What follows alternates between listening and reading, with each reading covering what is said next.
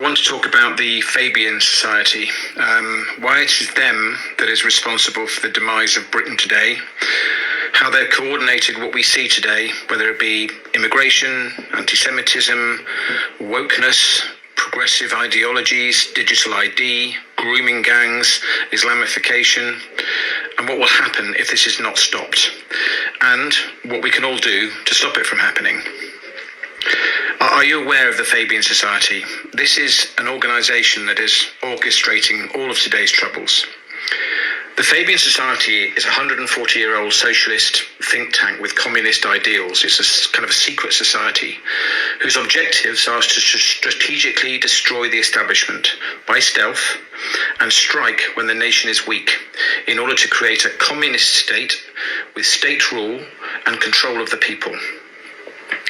There will be no freedom of speech for anybody. It will be like Animal Farm on speed, with the Fabian Society benefiting from being the more equal level and in terms of the hierarchy, and the remainder of us being the controlled state. The Fabian Society created the Labour Party about a century ago. Its original logo was a turtle with a strapline: move slow, strike hard. And what that means is that they recognised the fact that it was going to take some time to create the conditions in order for them to be able to strike. And the striking means implementing this communist state. The logo's been changed, and now it's literally a wolf in sheep's clothing. So need I say more? So the Fabian Society has a membership of about 7,000 members, including mostly Labour and Socialist MPs, left-wing donors, people with an awful lot of money, heads of banking, academia heads, heads in the civil service and the public services, senior businessmen who are left-wing inclined, and more recently a plethora of Muslim politicians. Historically, all Labour Prime Ministers and most senior Labour ministers are members of the Fabian Society. And today, half of the current Labour cabinet are members, obviously including the Prime Minister, Sadiq Khan, Shabana Mahmood, and of course, in the background, Tony Blair. When Tony Blair came into power, his underlying and successful purpose was to implement the Fabian Society objectives and further create the conditions for enabling this strike that I keep talking about. And what that included was to take control of the establishment by infiltration and appointment, and I include the national media, I include the civil service, the judiciary, and the public services. And this has all been done subsequently under the watch of the Conservative government, who seem to have been living in a dream world for the last 14 years prior to the current government. Also, one of Blair's objectives was to integrate into European and international law, which he did successfully, in order to neutralise and weaken our own judiciary, to weaken our establishment, and really pave the way for them to implement their objectives. Obviously, that included opening the borders, and I'll talk about that in a minute. To push for equality and diversity under the veil of multiculturalism, thus creating division and weakening the positions of the nation's indigenous people, which again has been a success as we see today. To dissolve national and personal identity through the eradication of things like our history, the elimination of British values, again paving the way for state control and communism. Indoctrination of our young generation through wokeism and control of the education system, the infection from the education system and academia. And the reason they've done that is in order to be able to control the youth vote. And of course, the Labour are pushing to reduce the voting age down to 16. To implement progressive ideologies and create friction against traditional British voters, the moderates and the far right. Most of the people in this country, basically. It's also opened its arms to Islam, which is an unlikely alliance because of the dichotomy in the values of both, but with great benefits currently to both in order to secure the Muslim vote for Labour.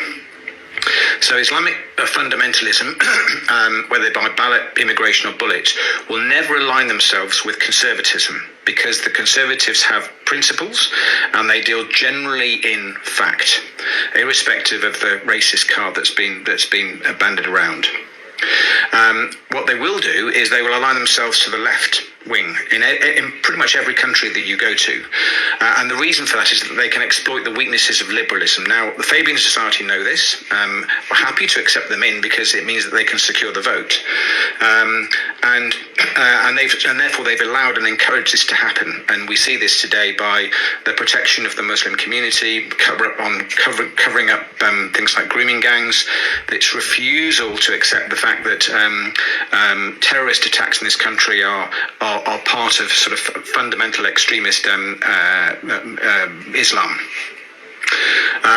But of course, and the other thing that they've done is they've started appointing senior political figures, Muslim political figures, into key places, not just at government level, but also at political level.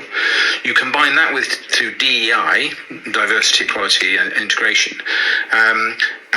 You're getting an increasing, actually, in terms of the proportion of society, an unimbalanced increase of Muslim key figures in key places, particularly within the establishment, and also protecting the growth of Islamification and radicalization. And be under no illusions that Islamic radicalization is happening in every mosque across the country on a daily basis at the moment.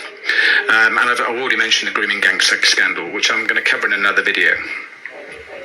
All this despite the fact that fundamentalist Islam is the diametric opposite to communism. In fact, Islamification, fundamentalist Islam, is much more akin to fascism. It's a highly racist approach whose objectives are to take over this country, to defeat infidels, to convert people to Islam. That is their objective, whether we like it or not. Now, once the Fabian Society have achieved what they want to, this relationship is going to be severed, and there will be a splitting of the Muslim parts of society and the Fabian Society once they've struck. Now, that is going to cause huge wailing and gnashing of teeth, because I actually think that they've allowed Islamification too much now, and actually we've got a three-way battle going on here. Anyway, all in all, this strategy of the Fabian Society has been a resounding success. They have achieved exactly what they wanted to achieve. Now, the current Labour government, and being under no illusion that Starmer and the Labour government are merely puppets for the Fabian Society. They are appointed by the Fabian Society. They're the executive wing, if you like. Now, their job, the current government, their job is to impose that strike. And that is why you see all these activities going on at the moment, and almost a desperation to implement things and to action things that will enable that strike to happen and basically take control. And they have been relatively successful. But this is important because it's not about the individuals. It's not about Keir Starmer. It's not about Sadiq Khan. They are just puppets. I'm going to talk about the recent appointment of the new deputy Labour leader, because that's an interesting point at the moment. Hi, I wanted